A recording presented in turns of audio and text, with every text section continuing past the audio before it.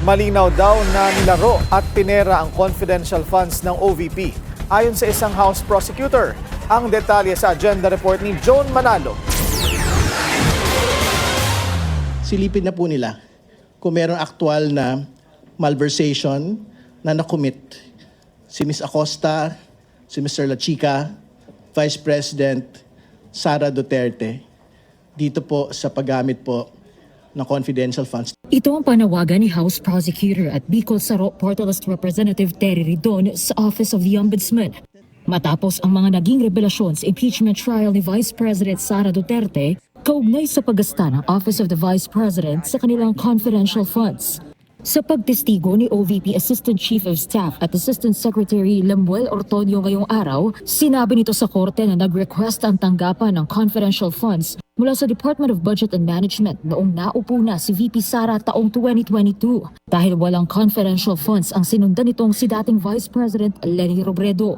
Ayon din mismo kay Ortonio, nauna ang request ng OVP ng confidential funds na nakalaan dapat sa last quarter ng 2022 bago pang magsumite ang tanggapan ng Physical and Financial Plan alinsunod sa Joint Circular 2015-01, kung kaya't pinupuna ng prosekusyon ang pagkakapareho ng halagang nagastos sa accomplishment reports ng OVP. Ayon kasi sa mga naturang accomplishment report, 125 million pesos ang nagastos ng OVP sa lahat ng 4 na quarter ng taon mula December 2022 hanggang September 2023. Kahit na may pagkakaiba sa bilang ng mga araw at mga lugar na sakop ng surveillance sa bawat quarter. Tingin ko malinaw na talagang linaro, pinera, ito pong confidential funds na ito. Ang pinakadulo, ang may original sin dito sa bagay na ito, hindi si Gina Acosta, hindi si Lachica, si Vice President Sara Duterte. Dahil siya mismo yung pong nag-utos na ibigay ang 125 million mula kay Gina Acosta, papunta ko po kay Mr. Lachica.